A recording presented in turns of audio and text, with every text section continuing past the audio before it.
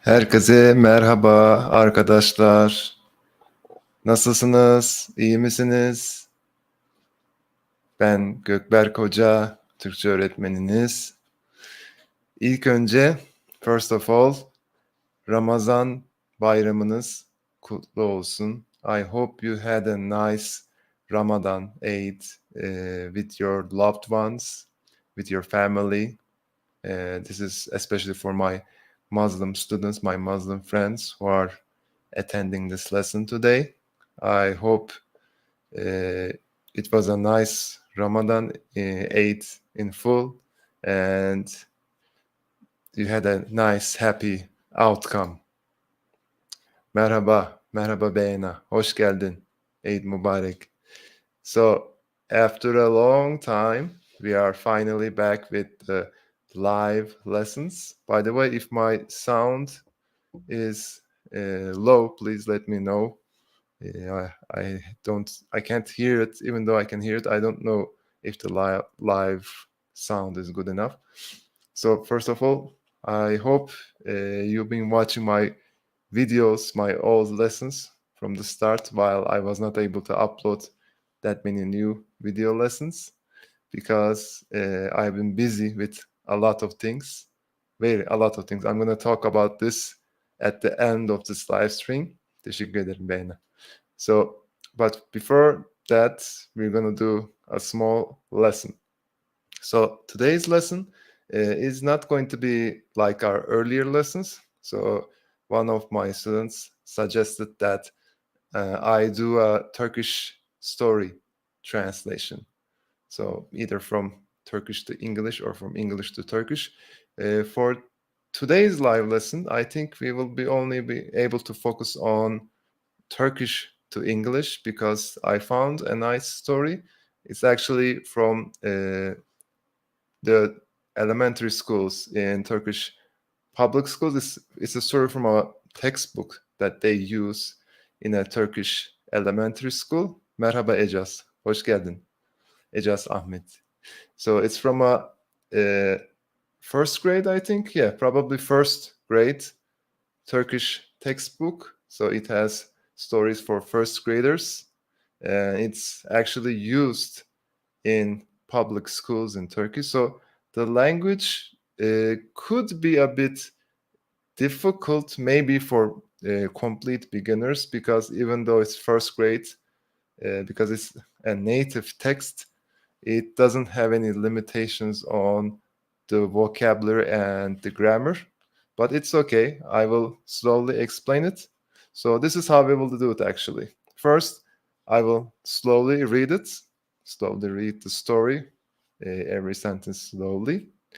Then I will ask you certain questions. For example, what is the story about? What are they talking about? What's happening? I want to hear your opinion on this story.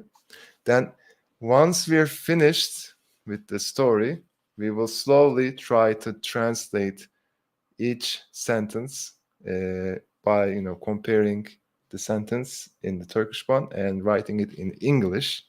Okay, so the grammar, as I mentioned before, could be a bit difficult for complete beginners because even though it's a first grade book, a textbook, it's not specifically made for Turkish learners, but still it's okay. I'm going to explain each of the grammar that's used there in detail, hopefully.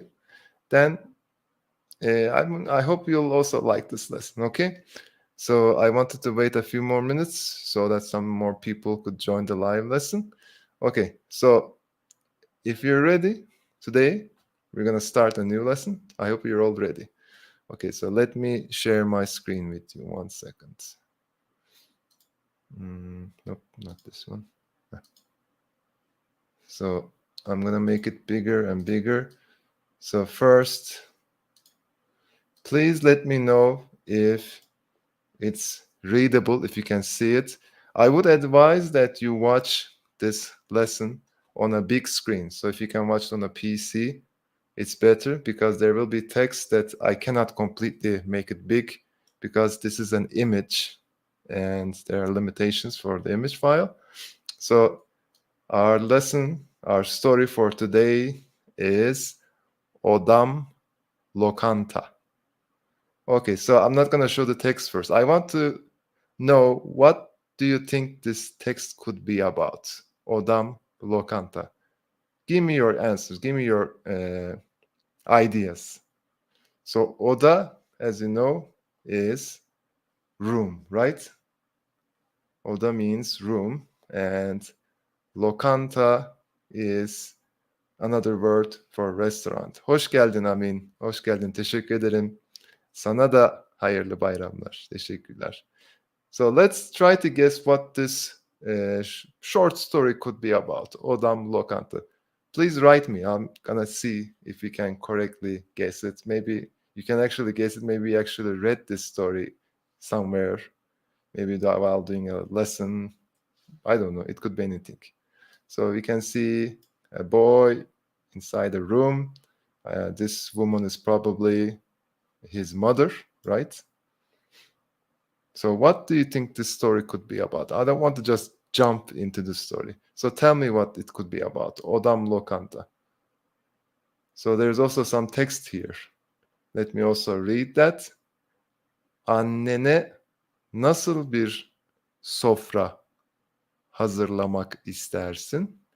Annene nasıl bir sofra hazırlamak istersin? So sofra is a different word. Maybe some of you know it. Maybe most of you don't. Sofra is basically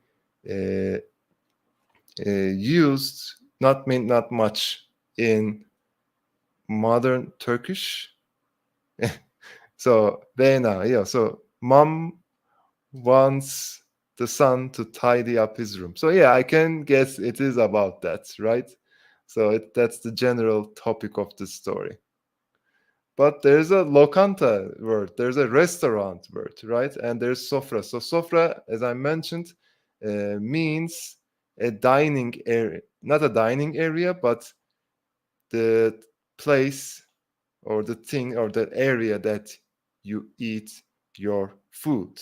So in Turkish, especially in the Anatolian, in the middle Anatolian part of Turkey, we usually do the dining, the dinner, sometimes even the breakfast on the ground. Maybe there's also a lot of different cultures in Arabic cultures that also do the same thing. So we place all the food on a special curtain. I don't know, I forgot the name of it, but we put the food one by one in a nice place, and we put the plates there, and then we eat it on the ground. But now in most modern Turkish houses, we have tables. We eat them on dinner tables. Actually, I hardly eat on dinner tables. I usually eat in front of a TV or in front of when I'm watching a television series or something. So everyone eats randomly, but normally in modern and traditional households, we eat at sofra. So we prepare a sofra. So sofra hazırlamak. Hazırlamak means to prepare, and we eat it there. So here it says annene nasıl bir sofra hazırlamak istersin? So what kind of a dining place? So sofra, it basically means like a dining area. Would you like to prepare for your mother? Okay, so Bena guessed that she wants his son to tidy up his room. So yeah, it's kind of like that, but there's a backstory. So let's look at the story. So please let me know if you cannot see it clearly. I'm trying to make it a bit more bigger, but I also have other screens to see, so I cannot make it too big. If you cannot see the letters, I would suggest that you watch this lesson on a bigger screen, okay? So I'm gonna first read all of the story slowly in Turkish without translating. So if you don't understand any word here, you should, if you have a paper, take some notes So yeah, you can ask me on the chat box, but we're also gonna do the translation. So I'm gonna, for example, not gonna translate it directly, but I will want you to try to guess what the sentences could be about. Okay, so let me start. Annem çabuk odanı topla dedi. Ne olur sanki toplamasam? Dünyanın en sıkıcı işi. Oyuncak, kıyafet, kitap, boya. Hepsi çorba olmuş. Nasıl beceriyorsun bu kadar dağıtmayı diyor. Gerçekten nasıl beceriyorum? Hayret ediyorum kendime. Ama belli etmiyorum. Next page.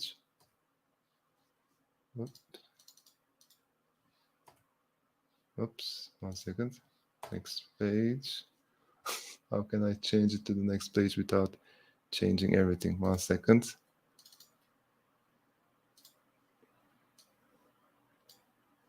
So, 1 second. I have to fix this hopefully. Share screen. Next page is this one. Sorry about the really bad delay. Okay. Parmak uçlarımla kapıya ilerledim. Tam terliklerimi giyiyordum. Annem salona geçti. Okay, so can't see anything? Okay, try to listen then. Parmak uçlarımla kapıya ilerledim. Tam terliklerimi giyiyordum. Annem salona geçti. Ah belim, ah sırtım diye söyleniyordu. Tüm gün çalışır. Tozları kovalamadan, yerleri parlatmadan, yemekleri pişirmeden asla yatmaz. Arkasından baktım. Bir yandan belini tutuyor, bir yandan minderleri dövüyordu. Kıyamam anneciğime. Uygun adım marş. Odama geri döndüm. Bir yerden başlamak lazımdı. Katlanacakları katladım. Oyuncaklar oyuncak sepetine, kirliler kirli sepetine, kalemler kalemliğe. Çok da zor değilmiş hani. Birkaç dakikada bitiverdi. Alkışladım kendimi. Annem koşturuyordu hala. Bir mola verseydi bari. Sessizce mutfağa girdim. Buzdolabını tepsiye taşıdım. Tepsiyi de odama. Güzel bir sofra hazırladım. Bir de davetiye. Davetiye is this one. Saat 4'te odam lokantada yemeğe bekleniyorsunuz. Davetiyeyi bir zarfa koydum. Salonun kapısının altından ittim. Odama kapanıp beklemeye başladım. Okay, next page. 1 second. This is the last page, by the way.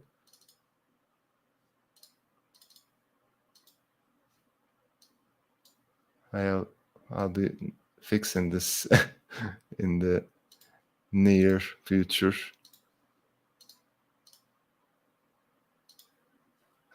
Okay.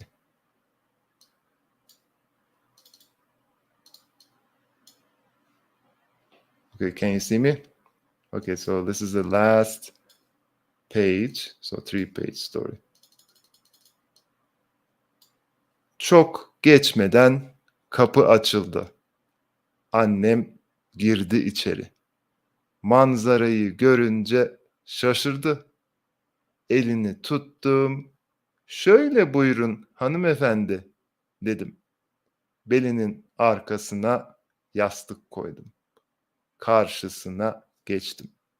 Ne arzu edersiniz diye soracaktım. Bir de baktım ağlıyor. Ne yaptım ben şimdi? Okay. So this is our story. So this is the final image of the story. So most of you may have problems understanding this. It's okay. You don't always have to understand everything. But I want you to try to guess what the story was about. What was talked in the story, what the boy was talking about. This story was mostly interpreted by the boy. So the boy was speaking from the start to the end. And the woman, the mother, wasn't actually speaking that much. Actually, she wasn't speaking at all. It was all the interpretation of the boy. So, can you try to guess and tell me what the story could be about? So, let me know. I want to see what do you think about. So, please write it in the chat box so I can also start a discussion about it. So first, I don't want to think about, okay, did I understand it completely correctly, or did I have any issues with some words? Don't think about that. So whenever you're trying to learn some Turkish, the first thing that I would advise that you do is, even if you're reading something that is above your level, try to first imagine what the text could be about. So try to interpret it in your mind. Try to guess the context. You don't have to translate directly unless you need to do it as a homework or this is your job. So you don't always have to understand it one by one. Just try to guess. Just try to tell me what this could be about. Okay, I'm waiting for your answers. So while I'm waiting, I'll rest my voice a little. Okay. So please write what you think this story is about.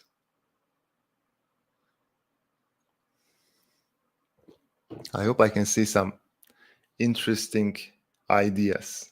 It's okay if you make a mistake. It's okay if you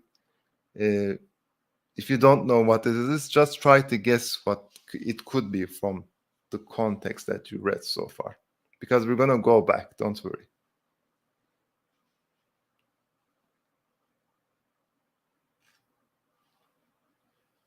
So, by the way, I would always advise that you watched our live lessons on a big screen, because, as you may have guessed, sometimes the text could be small. Most of the time, I can change the text size, but because this is an image file, this is, if I zoom too much, I won't be able to see the sentence completely.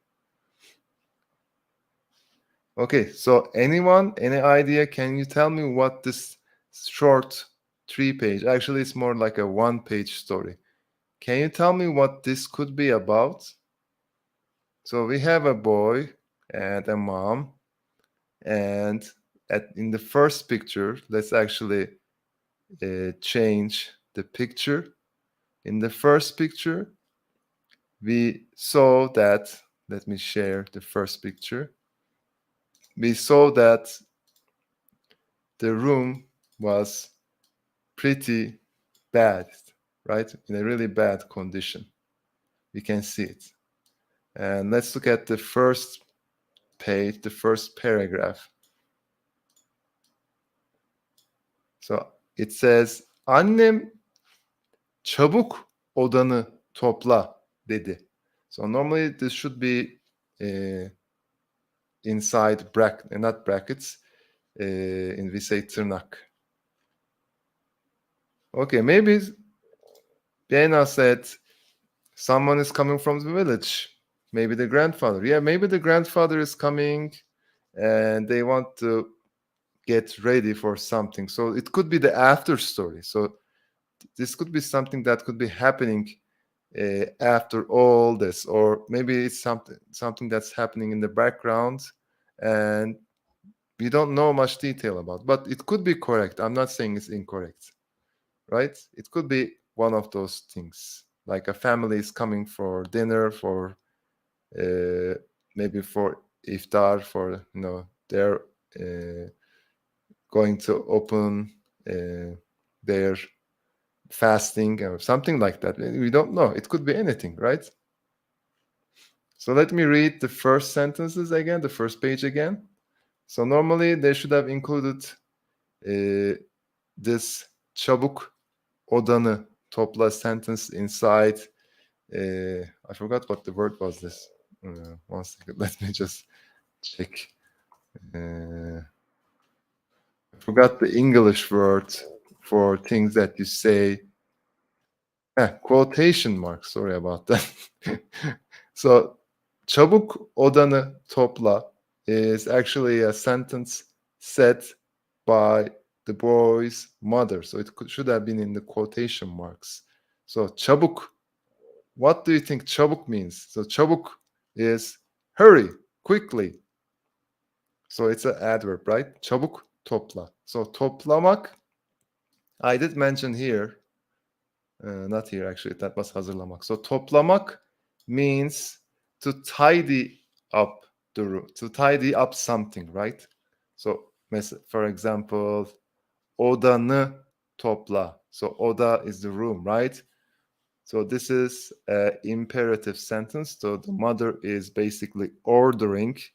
There is no tense suffix after topla. So topla is a verb, toplamak, but there's no tense suffix. So when there's just a stem, it's an order. So topla, yap, oku, dinle, yaz. So those are orders mainly given by those from higher places or someone who's older to someone who's younger or from a lower standing point. So quickly, tidy your room, said my mom. So that's the first sentence. So let's look at the second sentence. Ne olur?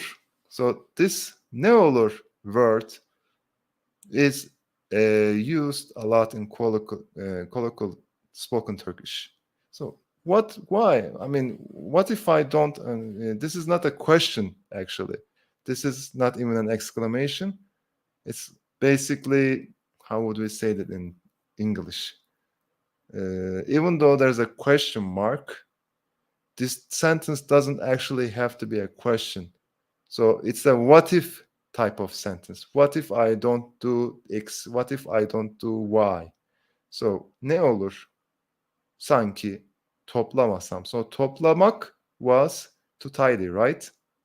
Toplamasam, yapmasam, gitmesem. So what kind of tense do you think toplamasam, yapmasam? So what's used here? Toplamasam. Bugün televizyon izlemesem. Ne olur? Bugün televizyon izlemesem. Ne olur? So ne olur was what if I X? What if I Y?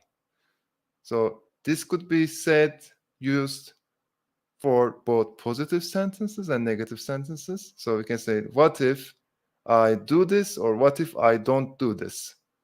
So someone is making me do it, but let's say I don't do it. So ne olur sanki, as or if I don't tidy up my room, right? Ne olur sanki odamı toplamasam. Let's make another sentence. So can you try to make a sentence with ne olur sanki and dot dot dot. So you can say ne olur bugün yemek yapsam or yapmasam. So either end the verb with some for yourself or masam for negations, for negative. Can you write me some example sentences? It's okay if you make mistakes. I'm here to help you fix your grammar mistakes, okay? Let's see if you can make something similar or something more original with ne olur sanki dot dot dot. Ne olur sanki. Let me actually make a original sentence, but I'm also checking out. Please try to make some original sentences using ne olur sanki dot dot dot. So let me say one of it. Ne olur sanki kek yemesem. Ne olur sanki kek yemesem. So what happens? What if I don't eat cake? Ne olur sabah geç kalksam? Oops, one second. Ne olur sabah geç kalksam? Let me write the sentence. Ne olur sabah geç kalksam?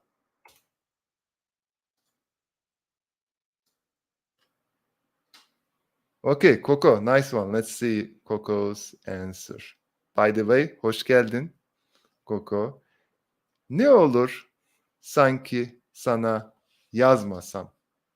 So what happens? I mean, what if I don't write to you? So let's say ne olur sanki sana mektup yazmasam? Mektup is letter.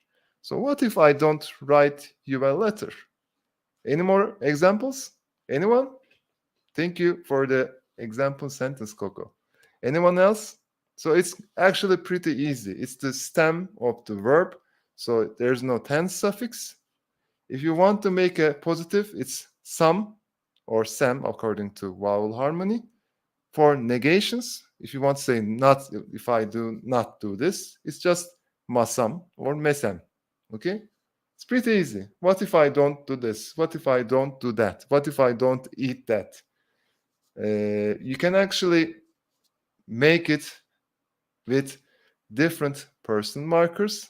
We can say yapmasan for you, yapmasan or yapsan.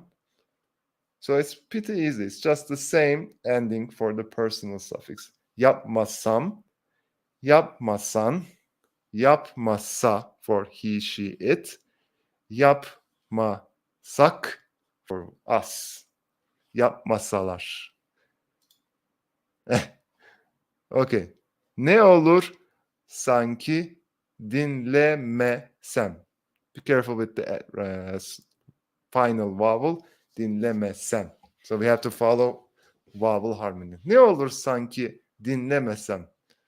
So you can actually add some more detail. For example, what would happen if I don't listen to you? Ne olur sanki seni dinlemesem. Seni, so sen with the accusative, seni dinlemesem. So what if I don't listen to you? Well, I don't care. What if I don't listen to you, right?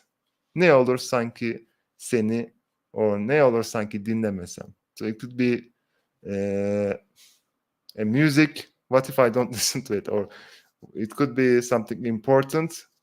But if you show the object, the direct object, seni dinlemesem, it could be even more interesting. What if I don't listen to you? Any more examples?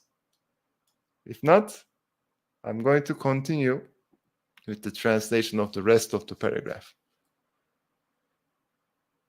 Anyone? Anyone else? I guess not. Let me close that one.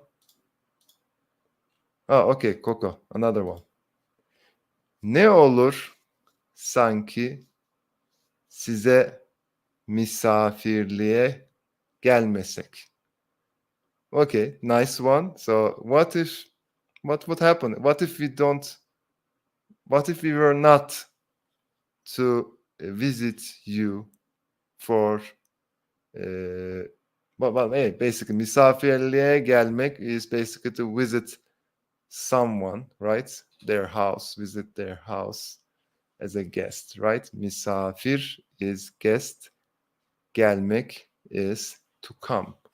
What would happen? If we were not to visit you as a guest, visit your house as a guest? So this is a nice sentence. So if you're watching this not as a live lesson, but as a recorded lesson later, once this live stream is finished, please write your example sentence with ne olur sanki dot dot dot some or dot dot dot basam. Let me hear your examples. Please write them in the comments. Okay, I will be checking them and I will also correct them, so don't worry. Yes, your grammar is ne olur sanki size misafirliğe gelmesek. It's correct. Thank you for the example. Okay, let's continue. So let's continue from dünyanın. So, dünyanın en sıkıcı işi. So here we have a superlative. Superlative is, something that's the most dot dot dot, or fastest, the ist structure in Turkish. Dünyanın en sıkıcı işi. So dünya is world. Sıkıcı is boring. İş is job. So it doesn't have to be just any kind of job. It could be errand, anything else. So the world's most boring errand or job, if you want to change the meaning. So for this, there's when you're making a superlative sentence like this one. So dünyanın dot dot dot işi. As you can see here, there's a genitive possessive construction. So for example, annemin arabası, dünyanın işi. But dünyanın işi by itself doesn't make any sense. But if you include something like en sıkıcı işi, so this is basically like an adjectival phrase, it gives more information about the job. So it's the world's most boring job. Dünyanın en sıkıcı işi. If you have some similar sentences, I want you to write it in the comments. I will check them. I will correct them. But I want to slowly continue translating them. So if you want to, for example, make an example sentence with the superlative en güzel dot dot dot, en iyi dot dot dot. So the structure is pretty simple. You just put en without changing the vowel inside the en in front of an adjective. En güzel, en sıkıcı, en lezzetli, most delicious. So just write them in the comments. I'm going to check them from time to time, so don't worry. I'm going to continue with the translation because we're already at the half point of our lesson. Dünyanın en sıkıcı işi. The world's most boring job. Oyuncak, kıyafet, kitap, boya. Oyuncak, toys, kıyafet, clothes in general, the name for the clothes in general. Kitap, books. Boya is colors. So benim en sevdiğim hikaye. Çok güzel. My favorite story. Okay. So oyuncak, toys, kıyafet, clothes, kitap, book, boya is paint or coloring pencils. Or it could be also bucket paint, anything like that. Hepsi çorba olmuş. So here we have a idiom actually. Çorba olmak. So hepsi means all of them. Çorba is usually actually soup. Çorba, we have the normal meaning of çorba is soup that we drink. Hepsi is all of it. So olmak is to become, but here we also have a idiom. So it's like a phrasal verb. Not a phrasal verb. It's like a idiomatic verb. So çorba olmak means it's all over the place. It's messed up. So everything is. So for example, there's a shoe on the floor. Right next to it, there's a pizza, and right next to it, there's a cat sleeping on the pizza. So everything is so mixed up. But in this picture, there's no cat and there's no pizza. But instead, we have a ball, some cubes, book, some garbage probably, and a spilled milk. So here, as you can see, çorba olmak. So çorba olmuş. So here we have the mush suffix. This is called the evidential or subjunctive tense. So the I usually use the evidential past instead of the subjunctive, but basically this translates to English as it is supposedly. So I didn't know it. I didn't see it firsthand. I saw it secondhand, or I heard it secondhand. So it supposedly became all tangled up, all untidy. If we were to say hepsi çorba oldu, then we know for sure that we saw it. We know that it happened. It's a normal simple past tense. But çorba olmuş is used a lot for things that you haven't actually seen it firsthand, heard from someone, you actually heard it from someone else. And it's also used a lot in stories in Turkish, in fairy tales.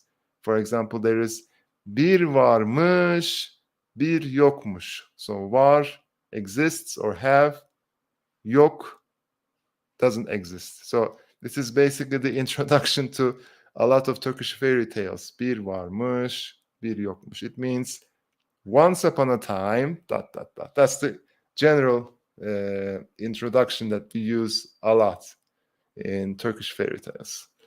So it's the mush, the evidential suffix. So I have a lesson on the evidential suffix in more detail, actually, in my introduction to Turkish course.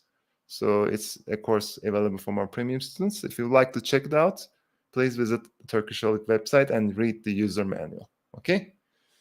Okay, so evidential past. Okay, so let's continue. If you have example sentences, be sure to write them in the chat box. I will be sure to check them out and let you know if there's any kind of grammar mistake. Okay, this is an interesting sentence. Nasıl beceriyorsun bu kadar dağıtmayı diyor. So dedi diyor. So this is also indirect direct speech sentence. So nasıl, how, becermek. Becermek can be used in various meanings. I'm not going to talk about the other meaning, but becermek means to make it happen. How did you manage to do something? To manage to do X, to manage to do something. Bu kadar. So bu is demonstrative pronoun, right? Bu, şu, o. Bu kadar. Kadar is basically this much. So it's used together. Bu kadar, this much. So dağıtmak is the opposite of toplamak. When you say toplamak, you gather, you tidy up. When you say dağıtmak, you scatter everything. You throw it on the ground, just like in the image. So how did you manage to scatter? How did you manage to make such a scatter everything like this? She said. So diyor is demek. So we don't see the subject here. Normally it would be annesi diyor, but it's basically the mother talking. So I did say that the mother hardly speaks, but actually the mother speaks only in the first page. In the rest of the pages, it's all the interpretation of the boy. So the mother says, how did you manage to scatter everything on the ground, or scatter everything like this much? Gerçekten. So this time it's the boy talking, probably to his mother. Gerçekten. Nasıl beceriyorum? Really? So gerçekten, really? How did I manage to do this? So how did I manage this? So basically, the boy maybe seriously talking like this, or maybe making fun of the mother. So nasıl beceriyorum? So it's not actually a question. It's more like a how would we say it in English?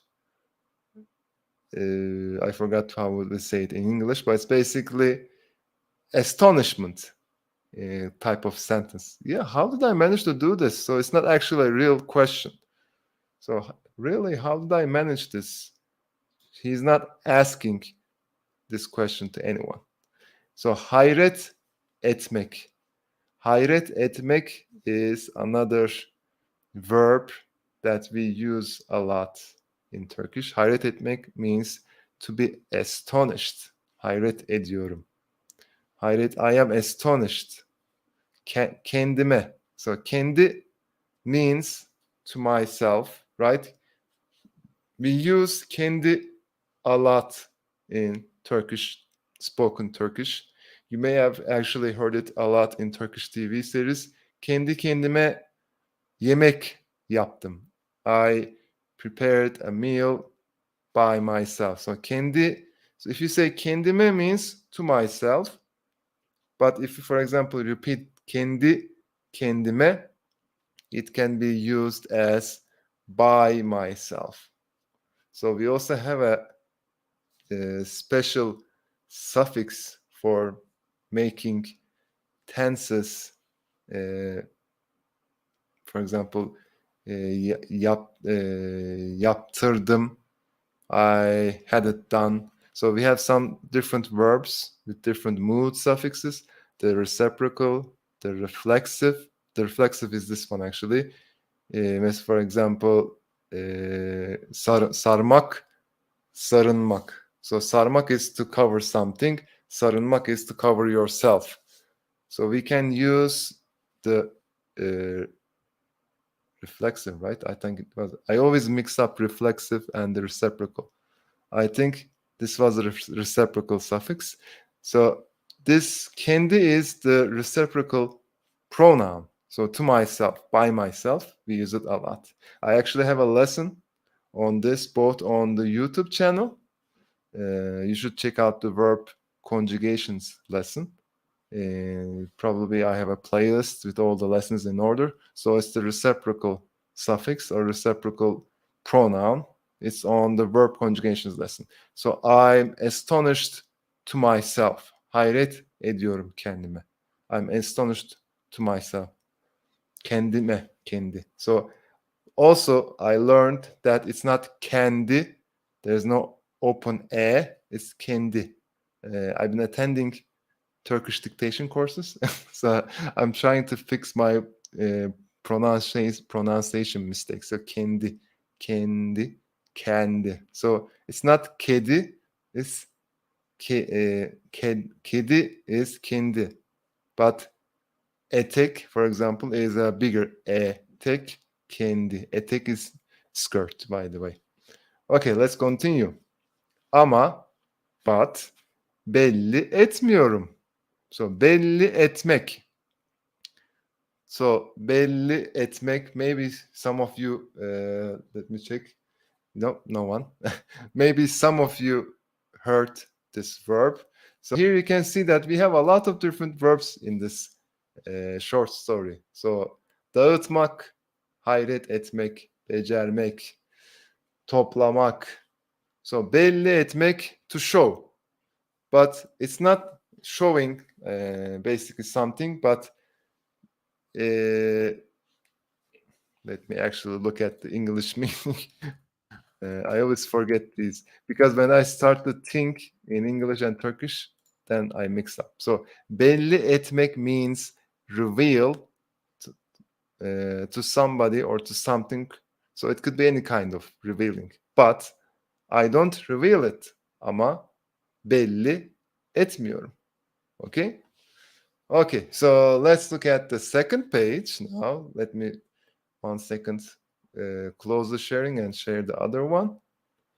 Sorry about the lack of my technological usages. So number 2. Okay.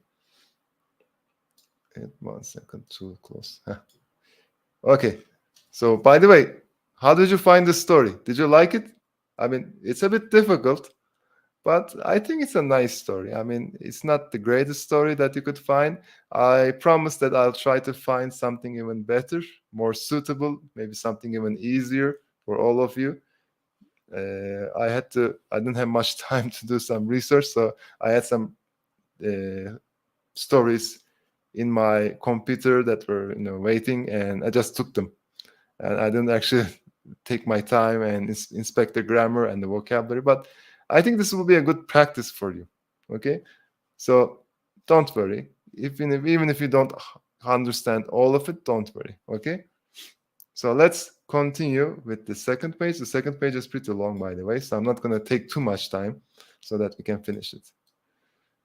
So, parmak uçlarımla kapıya ilerledim. So, parmak. So here, these are parmak.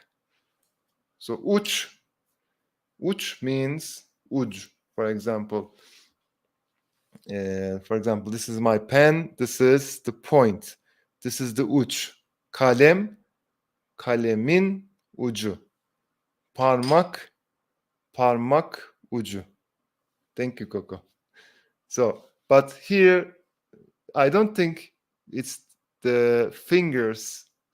It's the point of your fingers. You're not on the point of your fingers, but it's actually the fingers on your feet. So parmak ucu. So can you try to guess when you're saying parmak uçlarında? So tiptoeing, right? Tiptoeing on the points of your fingers.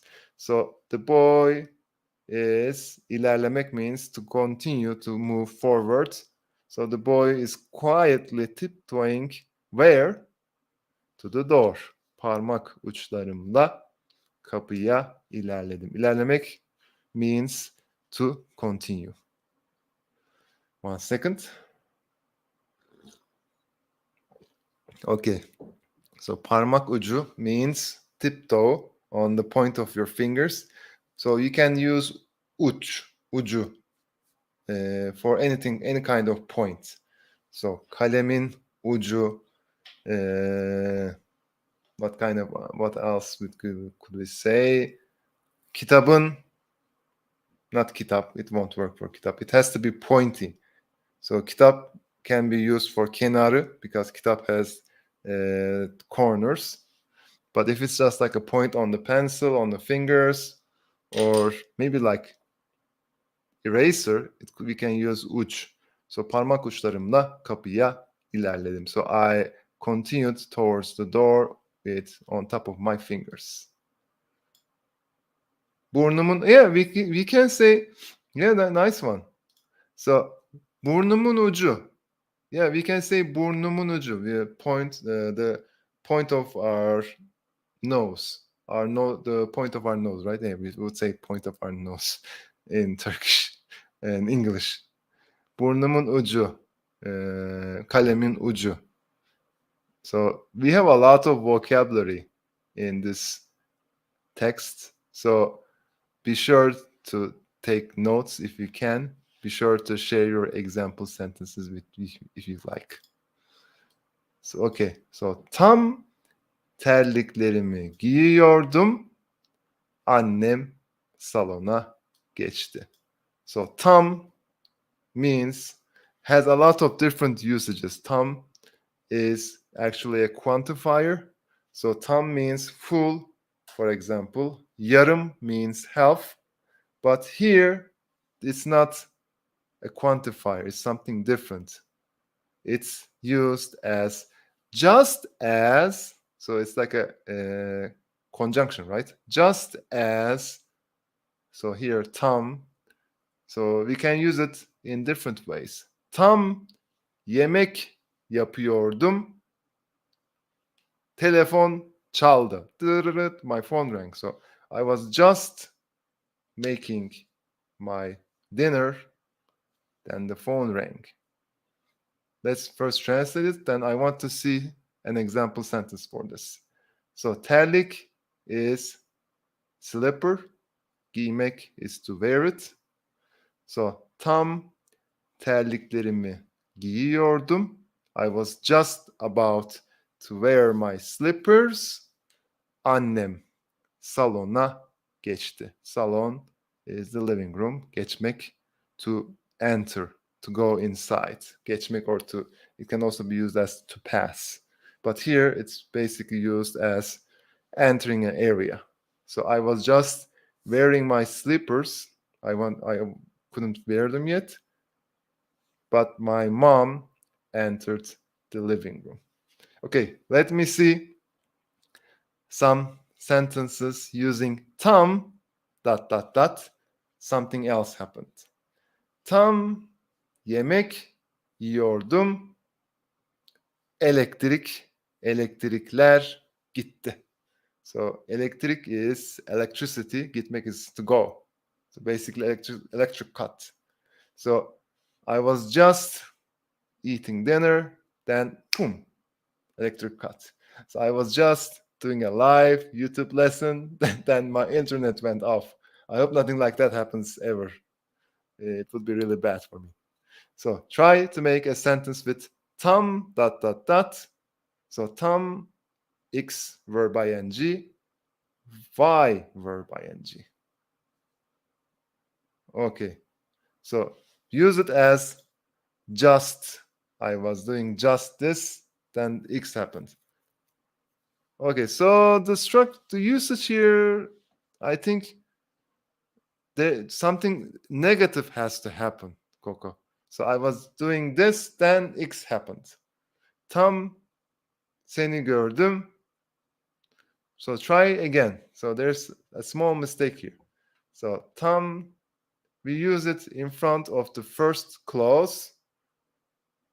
Then we have to make the clause in, as you can see, the past continuous tense. So the present continuous is iyor, yapıyorum. The past continuous is yapıyordum. So for this kind of structure, we have to first make the clause, the first part of the sentence in past continuous, then the second one in simple past. I forgot to mention that, by the way, sorry. So when you make this tam clause, this tam sentence, first make the sentence, the first part, past continuous, yiyordum, yiyordu. Then the second clause, simple past. Okay, so let me see it again. So you can, let's see. Yeah. Okay, tam görüyordum. So there's something that needs to be happen, how would I say this? Something that's not supposed to happen should happen when you're using tam. Because as you can see, I was just about to wear my slippers. My mom entered the living room. So tam görüyordum. So I was just seeing it, but seeing what? I need to see an object here. Okay, so you can say, for example, let me write a sentence for you. Tam yemek yiyordum. Tabak. Let's say, tam yemek yiyordum.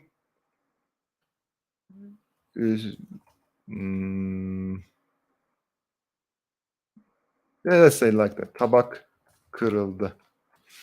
Tam yemek yiyordum. So I was just eating, or we can say just about to, or we can say just. Tam yemek yiyordum. Tabak is the plate.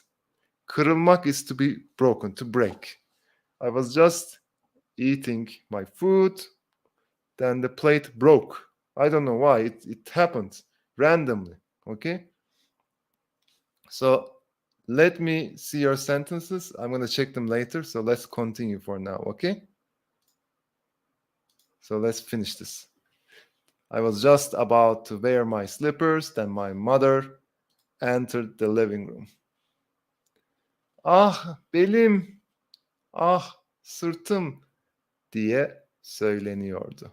Oh my back, bell is back. Oh my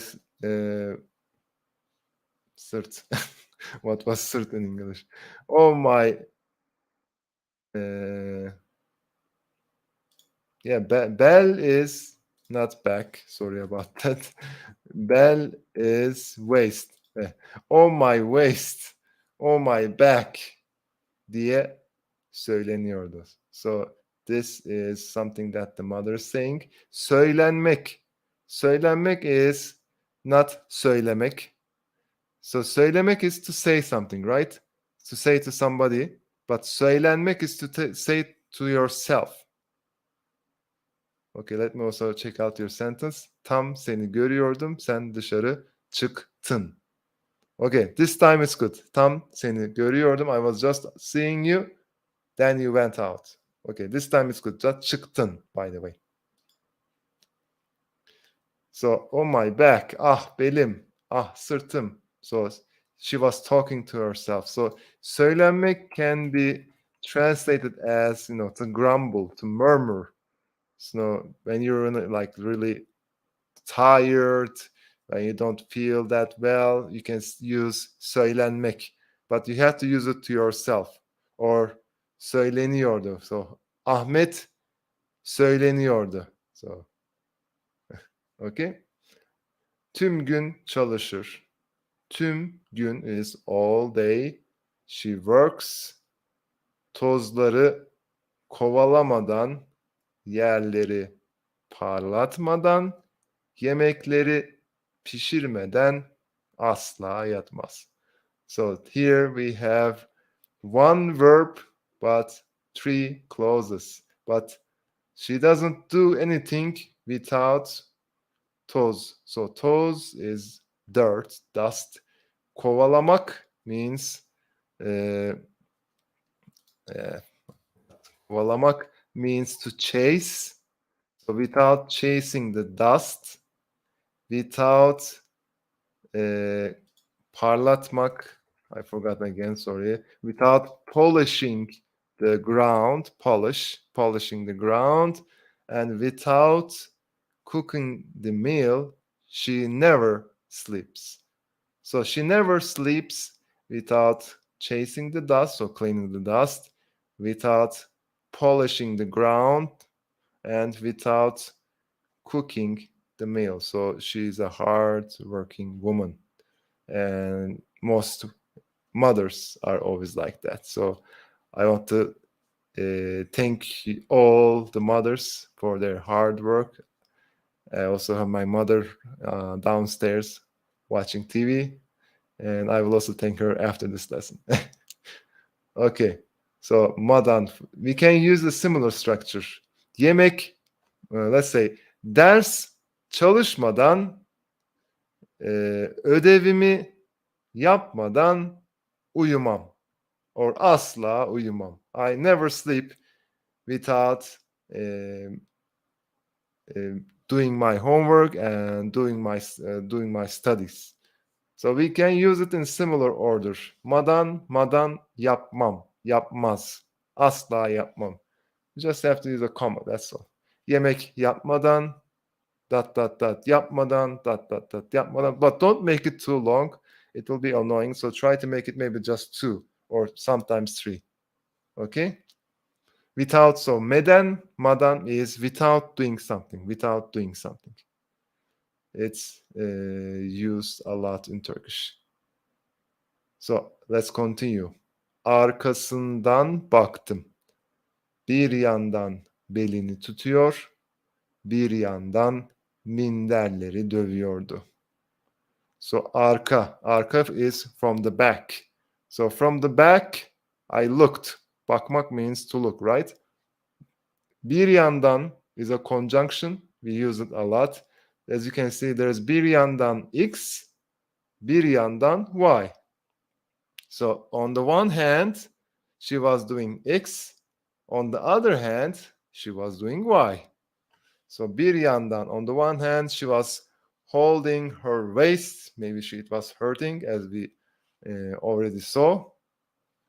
Bir yandan belini tutuyordu. On the one hand, she was holding her waist. Bir yandan minder. Minder is the cushions. And she was beating the cushions to get rid of the dust. accumulated. So dövmek is to beat up something, but it can also be to beat up something to clean it. Minder is cushions. Kıyamam anneciğime. Kıymak. Kıymak is used a lot by older people like grandmothers, grandfathers. Kıyamam sana.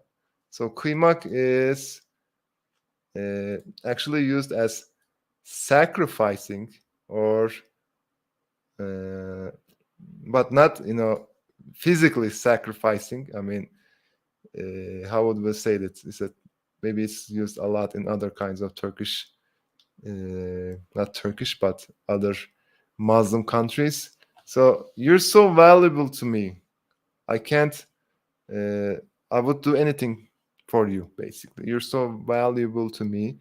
I would do anything for you. That is just squeezed into one word. Kıyamam sana. When you hear it, kıyamam, it just means that that person that says it to you likes you a lot, likes you dearly. So kıyamam anneciğime. So anne, mother, anneciğim is no sympathy suffix, the came suffix. Anneciğim, babacığım. So I can't, my dear mother. So I like her a lot. I would do anything for her. So kıyamam anneciğime is basically that kind of emotional sentence. Okay? Okay, let's continue. Yeah, it's been 1 hour. Let's continue. Uygun adım marş. So how would we translate this? So in the army, we use this phrase a lot. Ready, set. How would we actually use it? Let me first check it out 1 second.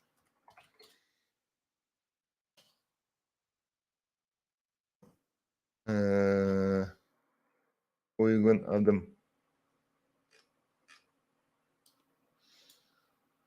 So uygun adım is basically uygun adım march is a phrase that we use to say, okay, on your mark or follow my step. So uygun adım march means march, following my step. So there's no one else. The boy is just talking to himself.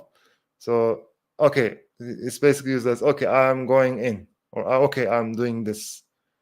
Then we say odama geri döndüm. So geri dönmek is to return, right? So the boy returned to his room. Bir yerden başlamak lazımdı. So başlamak lazım. I need to, have to. I need to start from a place, from one place, from somewhere. I need to start from somewhere. So this is the need to. Yapmam lazım. Ders çalışmam lazım. Yemek yapmam lazım.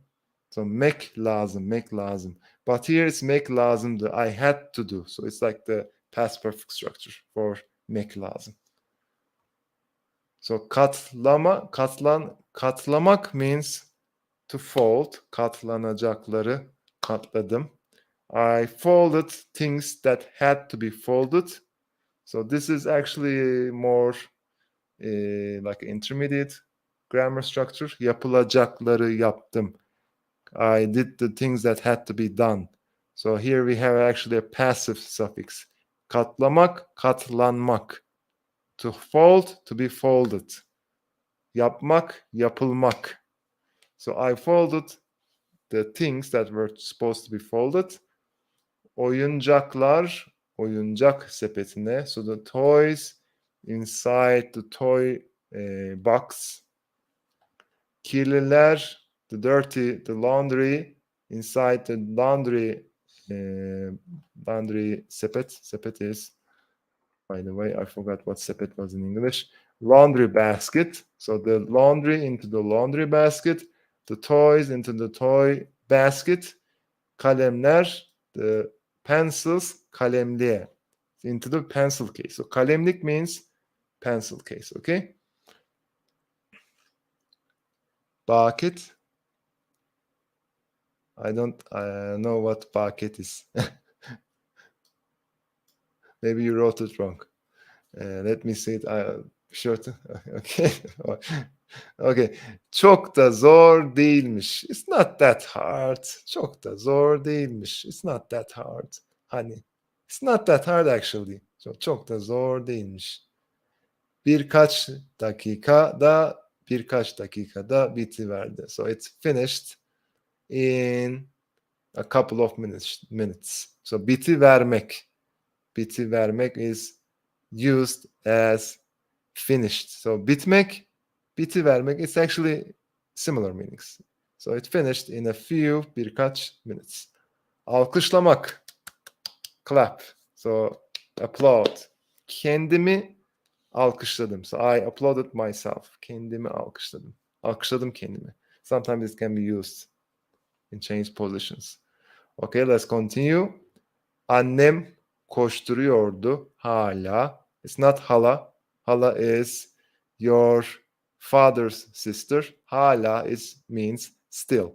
Okay, so a lot of my students mix this hala and hala. If you see a circumflex like this, it means hala, it means still, but hala is just aunt. Yeah, aunt, but special word we use for the sister of your father. Okay. Basket. Yeah, basket. Evet. Yeah, I always have a dictionary open because I can't quickly think. Normally, I have a really nice vocabulary count. I have a nice lexical count, but when I'm doing live lessons, for some reason, my brain stops because maybe I'm trying to focus on a lot of things in a small time frame. Okay, so kalemlik is okay. Let's finish this. Alkışladım kendimi. So I applauded myself. Let's continue. So koşturmak. Koşturmak. I think we saw it. To run around. So when someone is koşturuyor, so that person is just trying to do. There's a word in English actually. Trying to do more than one thing, right? I forgot the word for it. When you're trying to do like cooking on the one hand, taking care of the child on the other hand, trying to clean the floor, all at the same time, which is physically impossible. I forgot the word, damn it. So koşturmak is basically doing too many things going from one place to another place. Multitasking. Yeah, basically similar to multitasking. It's not the same thing. Yeah, Coco. So it's not actually multitasking, but trying to do too many things on a time. So my mother was still running around, trying to do a lot of things. Bir mola verseydi bari. Yapsaydı. So there's a if clause here. Yapsaydı, verseydi. Mola is time out. Bari is how would we translate bari? So at least, yeah. At least she should have if at least if she had only taken a break. So this is a if clause. Yapsaydı, etseydi. This is an unreal if clause, by the way, if you need to see more in-depth grammar explanation. If only she had taken a break, at least taking a break.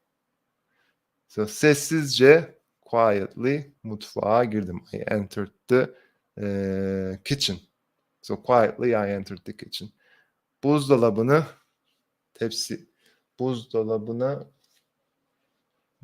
tepsiye taşıdım. I think there's a typo here. Buzdolabına, not the dolabını. Buzdolabına tepsiyi taşıdım. Buzdolabını tepsiye taşıdım. Yeah, I think what he's trying to say is trying to carry the tray, like a tray that's where we put food and cook it in the fridge. So I think he was trying to say he was putting it inside the fridge, the tray inside the fridge, but they could be a typo here. There are a lot of typos in this sometimes. Okay, tepsiyi de odama, and the tray to my room. So Ah, okay, my mistake. Sorry about that. So I put the contents of the fridge inside the tray, or try. I carried the contents of the fridge inside the tray, and I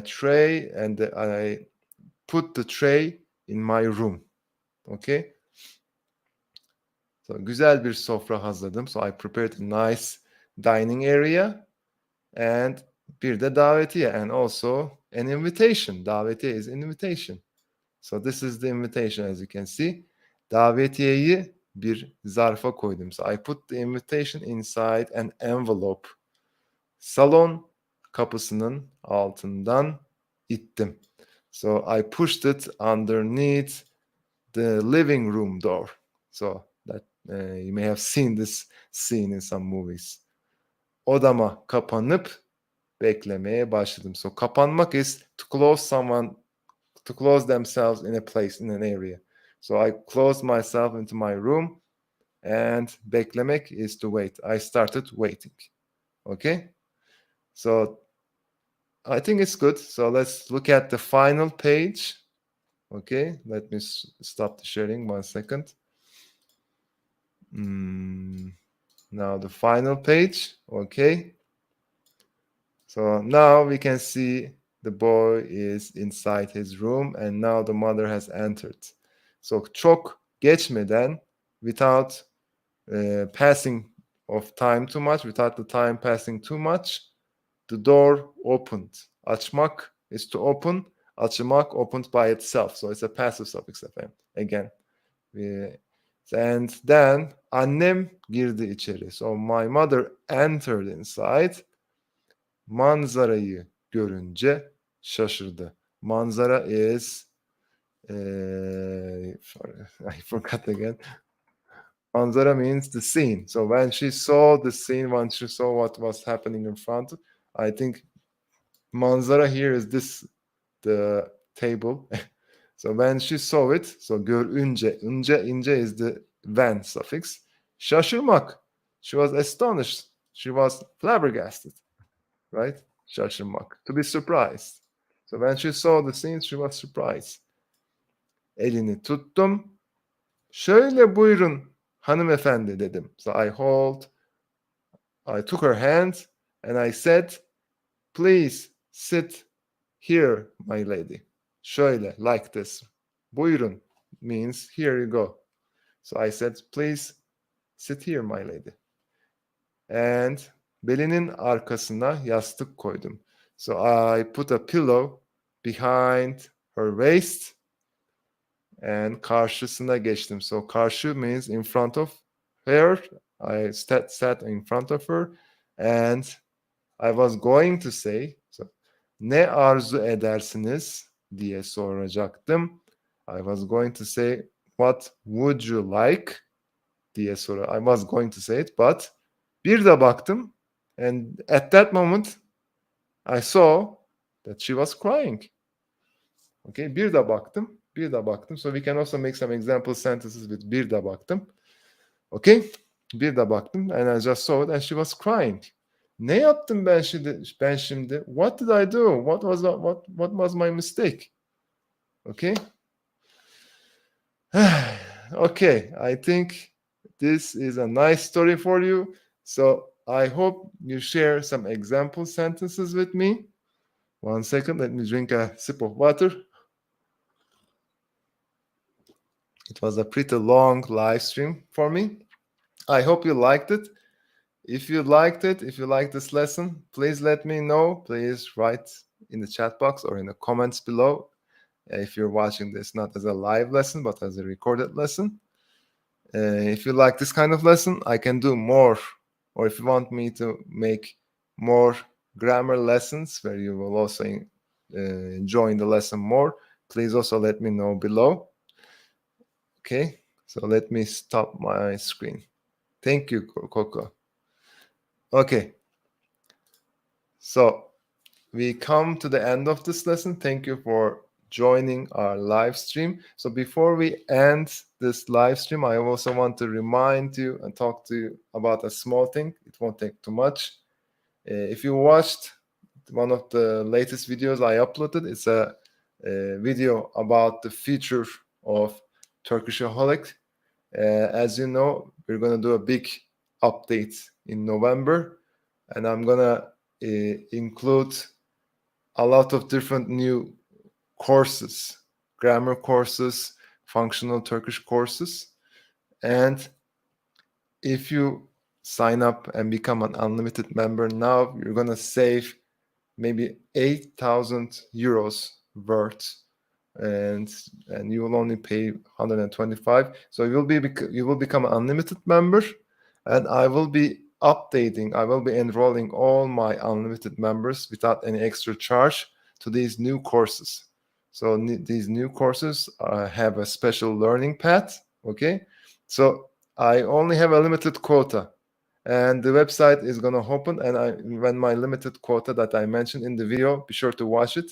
When I reach that, I'm going to close this offer. So if you still haven't become unlimited member, I would really advise that you become an unlimited member, because in my new course, in the Project Blue course, there will be stories like this, like the ones that you want, but it will be more fixed on the grammar that you will learn in that course. Okay, and you will learn specific vocabulary, specific grammar.